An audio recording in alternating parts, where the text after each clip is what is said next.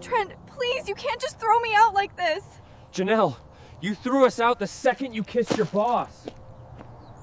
The password had changed again. I stared at Janelle's laptop screen, the cursor blinking mockingly in the login field. 3 months ago, it was our anniversary date.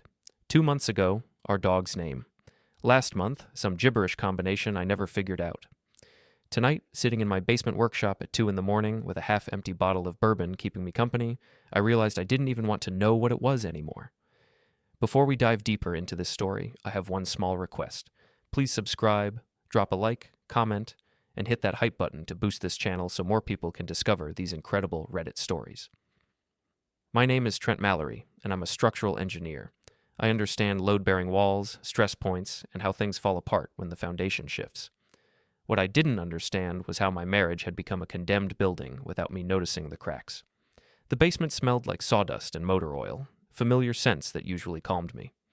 My workbench was covered with blueprints for the new shopping center downtown, but I couldn't focus on stress calculations when my own life was collapsing.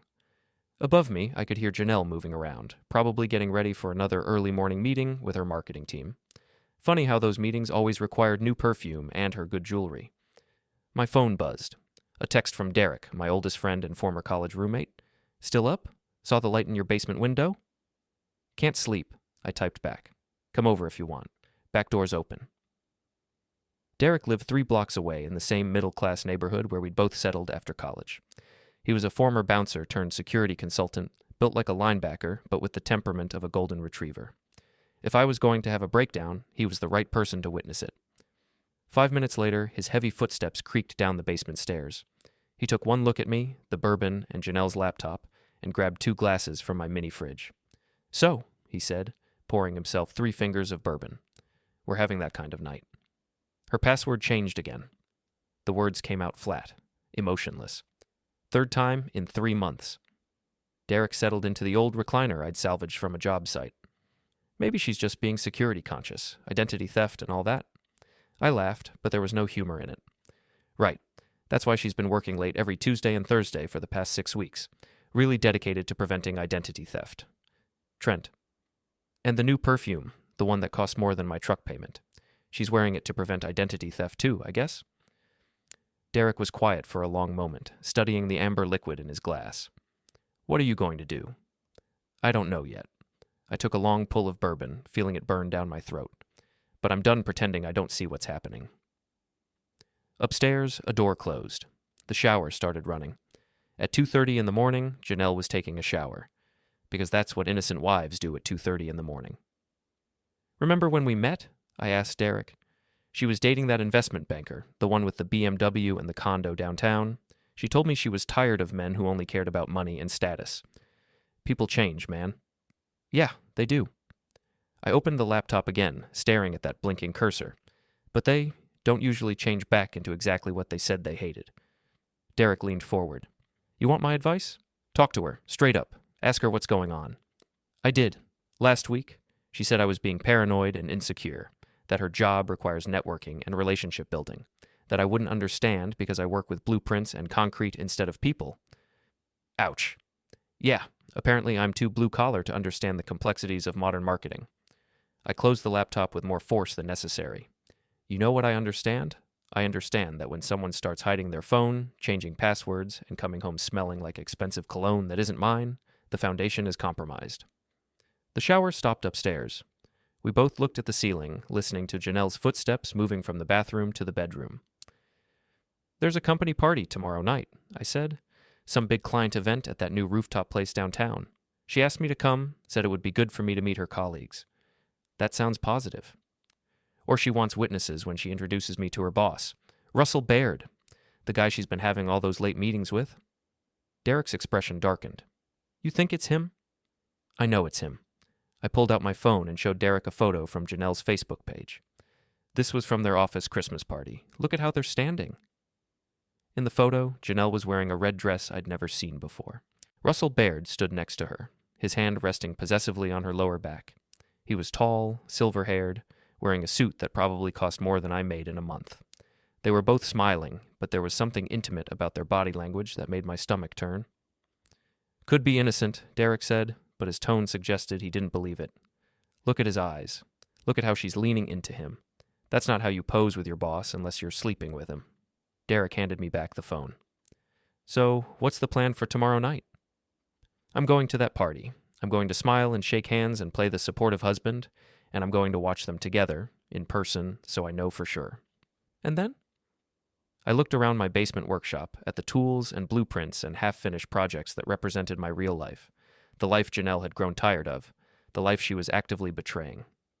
Then I'm going to do what I do best, I said. I'm going to engineer a solution. The Meridian rooftop was exactly the kind of place Janelle loved and I hated.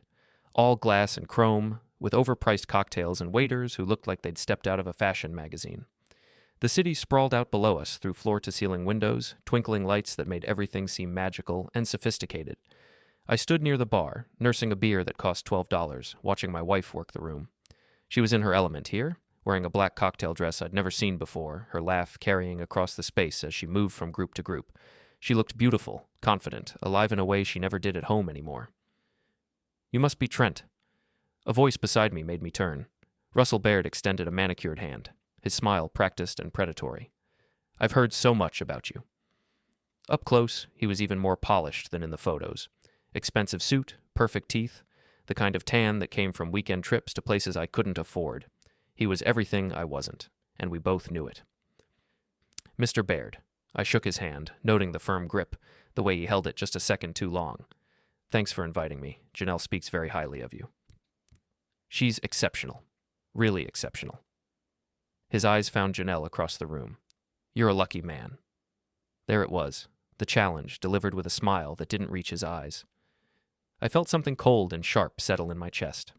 "I am," I agreed. 15 years of marriage. We've built something really solid together.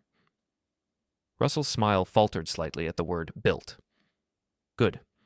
Let him remember that I was the one who actually built things while he just moved money around and seduced other men's wives. "Janelle tells me you're in construction." "Structural engineering. I make sure buildings don't fall down." I took a sip of my overpriced beer. It's all about understanding stress points and load distribution. When something is compromised, you have to address it before the whole structure collapses. Fascinating. Russell's tone suggested it was anything but. Well, I should go mingle. Enjoy the party. He walked away, heading straight for Janelle. I watched him approach her, saw her face light up when she spotted him. He said something that made her laugh, then leaned in close to whisper in her ear. Her hand touched his arm, lingering there longer than necessary. My phone buzzed. A text from my sister Maggie. "How's the fancy party? Getting drunk on champagne and pretending to care about marketing?"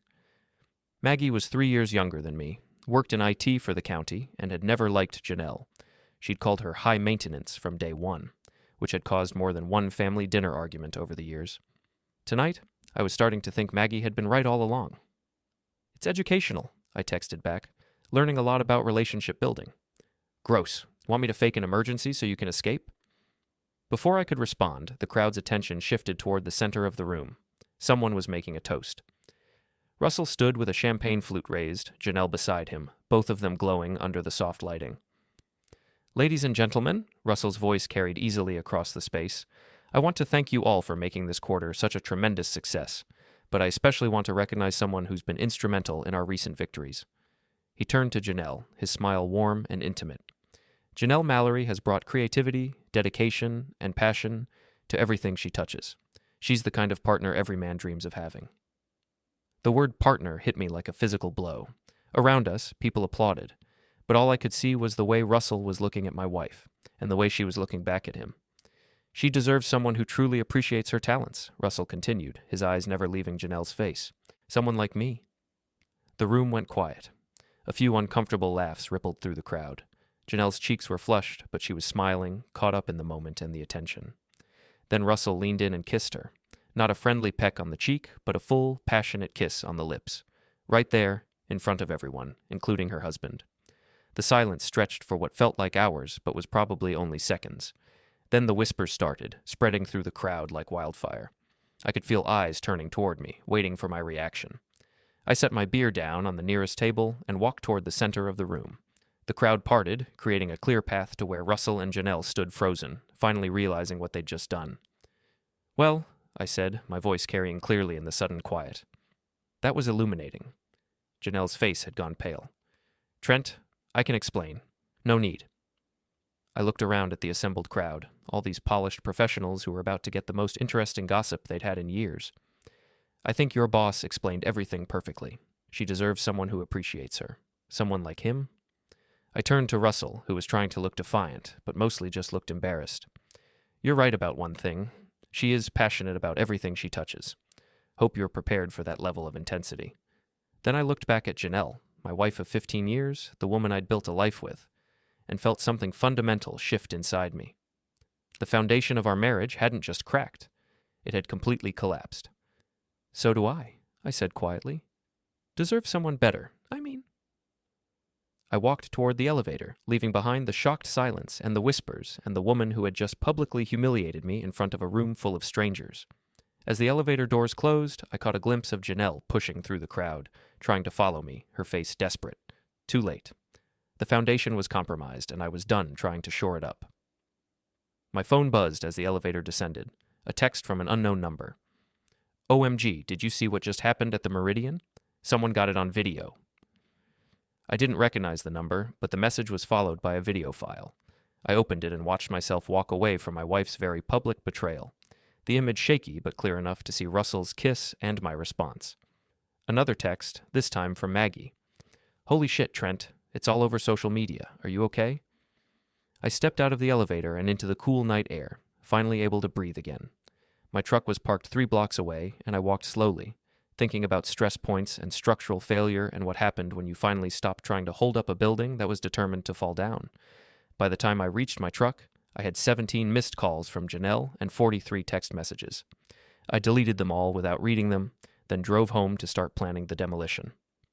I was loading Janelle's clothes into garbage bags when Derek arrived the next morning. He took one look at the suitcases lined up in our living room and the pile of her belongings on the front porch, then handed me a coffee and a breakfast sandwich. Rough night? He asked. Actually, no. I tied off another bag and added it to the pile. Best sleep I've had in months. Turns out certainty is more comfortable than suspicion. Derek picked up one of Janelle's designer handbags, checking the price tag that was still attached. $400 for a purse? Jesus. That's nothing. Wait until you see the shoes. I gestured toward a box containing at least 20 pairs of heels that cost more than most people's rent. Apparently, marketing requires very expensive footwear. My phone had been buzzing constantly since I woke up, but I'd turned off the notifications. Janelle had called 63 times, sent 97 text messages, and apparently recruited several of her friends to contact me on her behalf. I'd ignored them all. So what's the plan? Derek asked, settling into my kitchen chair with his coffee. Phase 1 is complete. Her stuff is packed, locks are changed, and I've opened a new bank account. I pulled out my laptop and showed him the screen. Phase 2 is more interesting. Derek leaned over to look at the email I'd drafted. It was addressed to the board of directors at Russell's company with copies to HR and their biggest clients. The subject line read, Concerning Behavior by Senior Management. Jesus, Trent, you're really going nuclear. They made it public first. I'm just making sure everyone gets the full story. I attached the video from last night's party, along with screenshots of text messages I'd found on Janelle's old tablet. Look at these. The messages were from Russell, sent over the past 2 months. They started professional enough, but quickly became personal. There were photos I didn't want to see, promises about leaving spouses, and detailed descriptions of what they wanted to do to each other. How did you get these? Janelle synced her phone to the tablet last year and never turned it off. Everything backs up automatically. I scrolled through more messages, my jaw tightening. Look at this one from last week. The message was from Janelle to Russell. Trent is getting suspicious. We need to be more careful. He's not as stupid as he looks. Derek winced. That's cold. Gets better. Look at Russell's response. Don't worry about him. What's he going to do? Bore us into submission? You deserve better than a blue-collar nobody. After the Henderson account closes, we'll have enough to disappear together. I closed the laptop, feeling that cold anger settled deeper in my chest. They were planning to run off together, with money from her biggest client. That's fraud. Probably. But I'm not going to the police. I'm going to do something better. I picked up my phone and showed Derek the contact list I'd been building. Russell's boss, the company's board of directors, their 3 biggest clients, and the local business journal that loves a good scandal. Derek was quiet for a long moment, studying my face. You sure about this?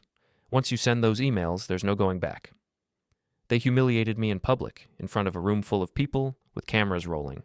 It's already all over social media. I pulled up Facebook and showed him the comments under the video. Hundreds of them, most expressing sympathy for me and disgust at Janelle and Russell's behavior. I'm just making sure the right people see what kind of employees they have. My doorbell rang. Through the window, I could see Janelle's car in the driveway and her silhouette on my front porch. She was still wearing last night's dress, but it was wrinkled now, and her makeup was smeared. "Don't answer it," Derek said. "I'm not." I turned up the volume on my laptop speakers and hit send on the first email. But I want her to see her stuff on the porch. I want her to understand that this is real. The doorbell rang again, followed by frantic knocking. "Trent, please, we need to talk. I can explain everything." "Nothing to explain," I called through the door. I saw everything I needed to see. It wasn't what it looked like. Russell was drunk. He misunderstood our professional relationship. Derek snorted. "Professional relationship. Right."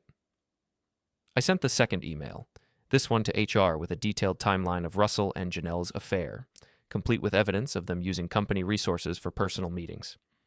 The third email went to their biggest client, a conservative family-owned company that prided itself on traditional values. "Trent, please." Janelle's voice was getting more desperate. "I made a mistake, but we can work through this. 15 years of marriage has to count for something." I walked to the window and looked out at her. She looked small and desperate, nothing like the confident woman who'd been laughing at Russell's jokes last night. For a moment, I felt something that might have been pity. Then I remembered her text message. "He's not as stupid as he looks." "It does count for something," I called through the window. "It counts as 15 years of my life I'll never get back." I sent the final email, this one to the Business Journal with the video and a brief statement about witnessing my wife's affair with her boss at a public company event. The reporter who received it was someone I'd worked with on a construction project last year. She owed me a favor, and she loved stories about corporate misconduct. Janelle must have realized I wasn't going to open the door because the knocking stopped. I watched her walk to her car, her shoulders shaking. She sat in the driver's seat for a long time, probably making phone calls, trying to figure out how to fix this. There was nothing to fix. The structure had failed, and now it was time to clear the debris. My phone rang. Russell's number. I answered it on speaker so Derek could hear. "You snake." Russell's voice was tight with rage. "Do you have any idea what you've done?" "I've told the truth. That's what I've done." "You've ruined both our careers. Janelle is devastated." "Funny, she didn't look devastated when she was kissing you last night." There was a pause. When Russell spoke again, his voice was different, calculating. "Look, we can work this out, man to man. I'll transfer to another division, Janelle and I will end things, and you two can work on your marriage. Too late for that. I'll pay you. Compensation for the misunderstanding, $50,000. Cash." Derek's eyebrows shot up, but I felt nothing but disgust. "You think this is about money?" "Everything's about money, Trent. Name your price." I looked around my modest living room, at the furniture we'd bought together, the photos from happier times, the life I'd thought we were building. "My price is watching you both face the consequences of your choices. Enjoy explaining this to your wife and kids." I hung up and turned off my phone. Outside, Janelle's car was gone, but her belongings were still scattered across my front porch like the remnants of a demolished building. "Feel better?" Derek asked. "Not yet," I said, "but I will." The Ironworks bar was exactly what it sounded like, a blue-collar dive that served cheap beer and didn't ask questions. It was 3 blocks from the construction site where I was currently overseeing the installation of steel beams for a new office building, and it had become my regular stop after work since Janelle moved out. I was nursing my second beer and reviewing blueprints when my phone buzzed.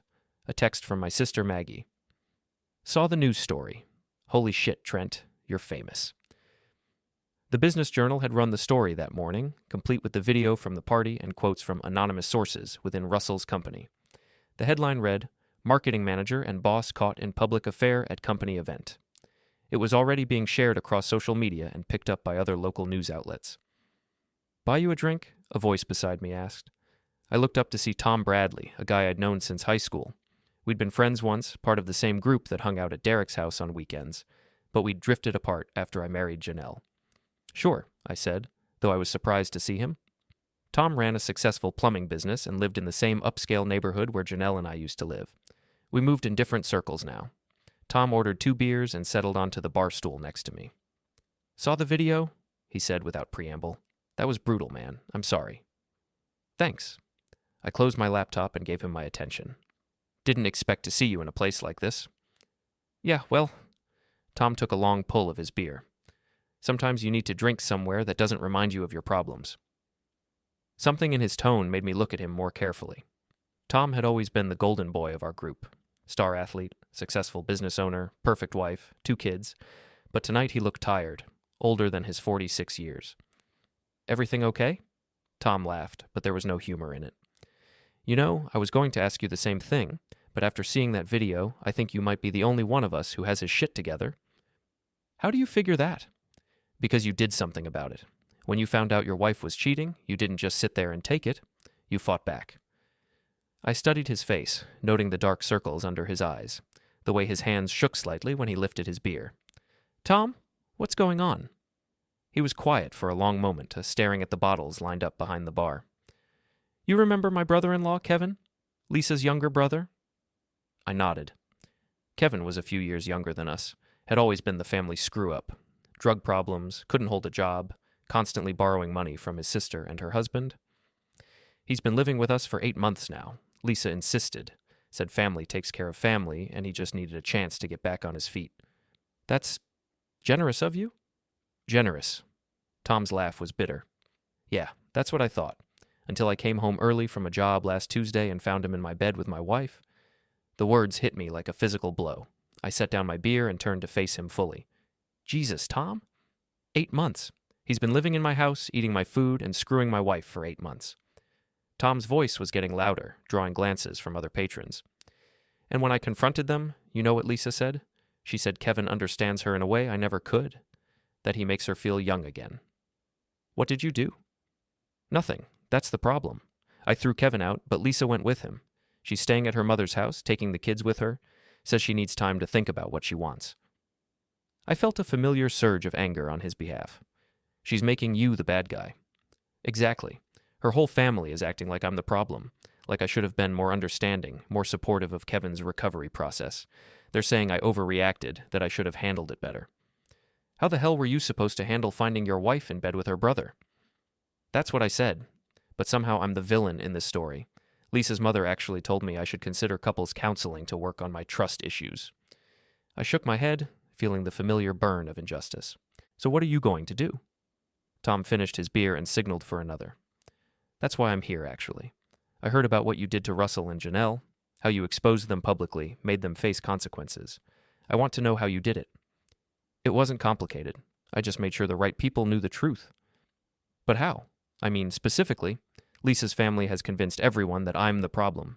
Her friends all think Kevin is some misunderstood victim who's seduced by an unhappy housewife. I need to change that narrative. I looked at Tom, seeing my own anger and frustration reflected in his face. You have evidence? Some.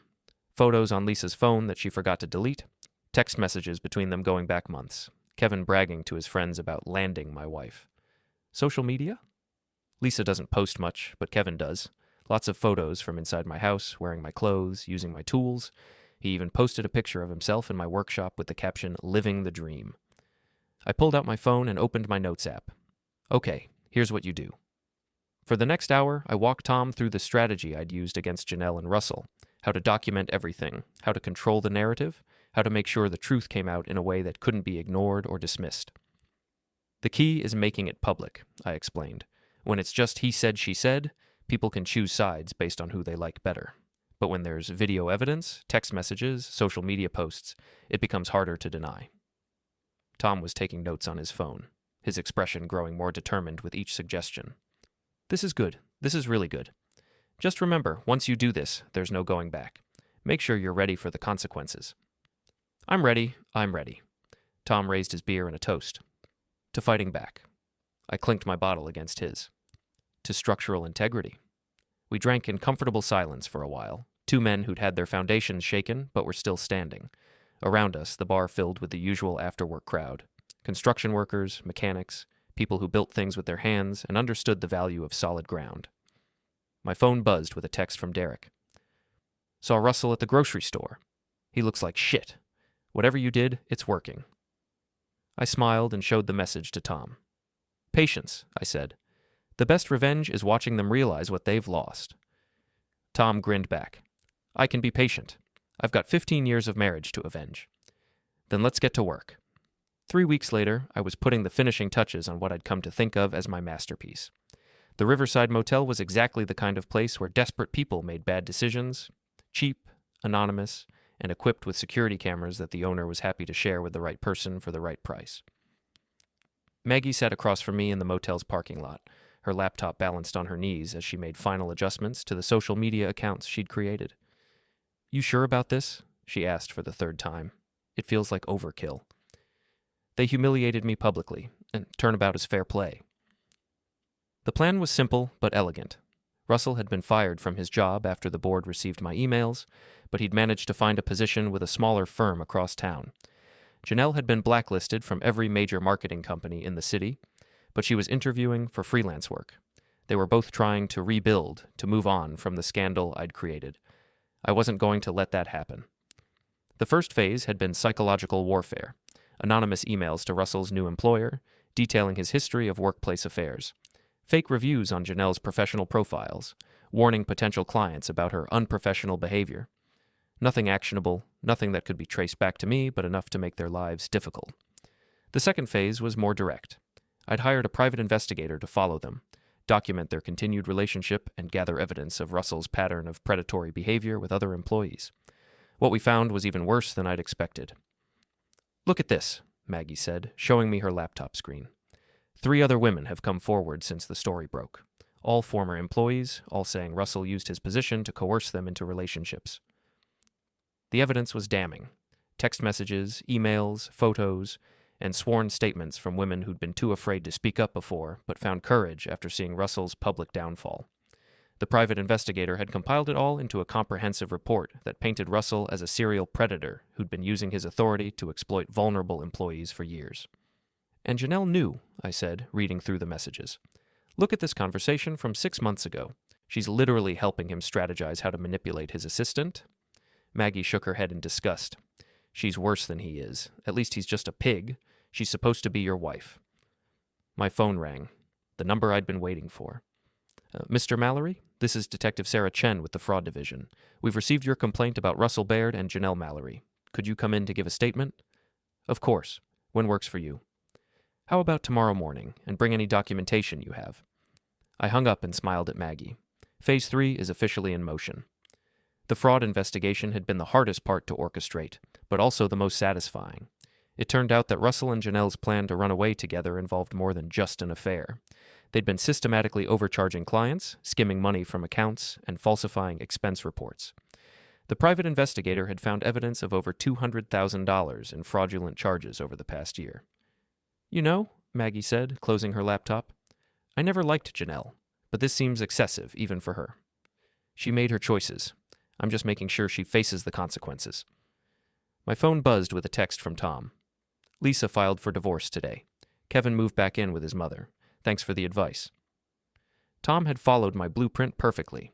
He'd exposed Lisa and Kevin's affair to her entire family, complete with evidence of Kevin stealing from Tom's business and selling his tools to buy drugs. The family that had been so supportive of Kevin's recovery suddenly found themselves facing charges of receiving stolen goods. Lisa's narrative of being a misunderstood woman fell apart when confronted with bank records showing she'd been helping Kevin fence Tom's equipment. "Another satisfied customer," I told Maggie, showing her the text. "You're getting a reputation, you know. Derek told me 3 other guys have asked him about your methods." "Good. Maybe if more men fought back instead of just accepting betrayal, fewer women would think they could get away with it." Maggie gave me a look I couldn't quite interpret. "You sure you're not taking this too far? I mean, prison time seems harsh." "They committed crimes, Maggie. Real crimes. I didn't make them steal money or defraud clients. I just made sure the right people found out about it." "I know, but nothing. They destroyed my marriage, humiliated me in public, and stole money from innocent people. They deserve whatever happens to them." Maggie was quiet for a moment, then nodded. "You're right. I worry about you, that's all. This whole revenge thing, it's consuming your life." She wasn't wrong. For the past month, planning Russell and Janelle's downfall had become my full-time obsession. I'd taken vacation days to meet with the private investigator, spent evenings documenting evidence, and used every connection I had to make sure their crimes were exposed. But it was worth it. Tomorrow, they would both be arrested. Their assets would be frozen pending investigation, their reputations would be destroyed beyond repair, and I would finally have justice. After tomorrow, it's over, I told Maggie. They'll be facing federal charges, and I can move on with my life. Promise? Promise. My phone rang again. This time it was Derek. Turn on Channel 7, he said without preamble. You're going to want to see this. Maggie and I found a sports bar with televisions and asked them to change the channel. The local news was running a story about corporate fraud, with Russell and Janelle's photos prominently displayed. Investigation into systematic fraud at Baird Marketing has uncovered evidence of embezzlement, client overcharging, and falsified expense reports totaling over $200,000.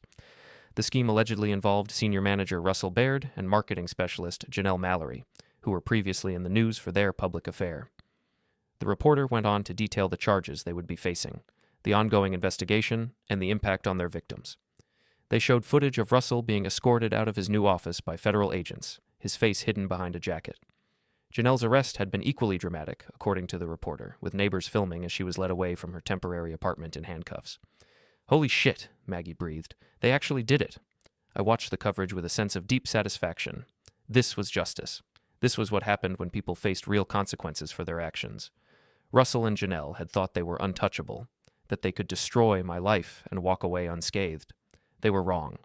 My phone was buzzing constantly now, calls and texts from friends, family, even reporters wanting my reaction to the arrests. I ignored them all. There was nothing left to say. The foundation had been compromised, the structure had collapsed, and I had cleared the debris. So what now? Maggie asked as we left the bar. I looked up at the sky, clear and bright, despite the late hour.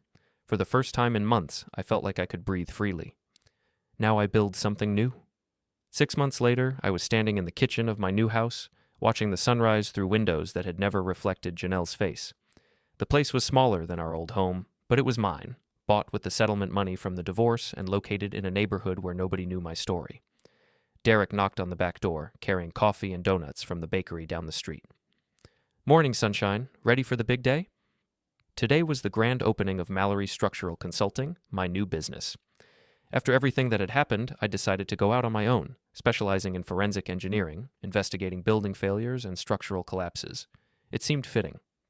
Nervous? Derek asked, settling into my kitchen table. No, excited.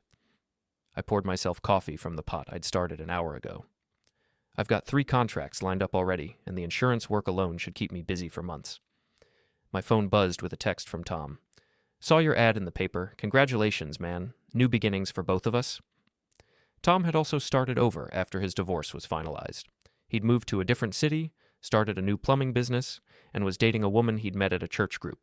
His ex-wife Lisa was facing charges for her role in helping Kevin steal and sell Tom's equipment. Kevin was in prison, and Lisa's family had stopped speaking to her after the truth came out. Any word on the sentencing? Derek asked. Next week. The prosecutor thinks Russell will get 5 to 7 years. Janelle might get 3 to 5 if she takes the plea deal. The investigation had uncovered even more crimes than I'd originally suspected. Russell had been running his fraud scheme for over 3 years, stealing from clients and using his position to coerce women into relationships. Janelle had been a willing participant, helping him identify targets and cover their tracks. They'd tried to blame each other at first, but the evidence was overwhelming. Text messages, bank records, witness testimony from other employees. Everything painted a picture of 2 people who'd thought they were above consequences. You ever feel bad about it? Derek asked. I considered the question seriously. No, they made their choices. I just made sure those choices had consequences. My doorbell rang. Through the window, I could see a woman in a business suit standing on my porch, holding a briefcase. I didn't recognize her, but she had the look of someone with official business.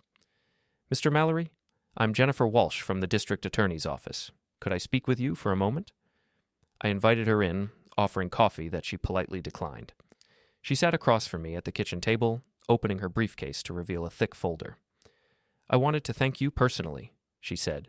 Your evidence against Russell Baird and Janelle Mallory has been instrumental in our case. But more than that, it's helped us identify a pattern of behavior that goes back years. She opened the folder, showing me photos and documents I hadn't seen before. We've now identified 12 victims of Russell's harassment and coercion. 8 of them have agreed to testify. Without your initial complaint, these women would never have found the courage to come forward. I felt a surge of satisfaction that surprised me with its intensity. I'm glad something good came out of this. There's something else. We've discovered that Russell and Janelle weren't the only ones involved in the fraud scheme. There's evidence of a larger network, possibly involving other companies in the area. We'd like you to consult on the investigation, given your expertise in analyzing structural failures. Derek raised his eyebrows. Structural failures in fraud cases?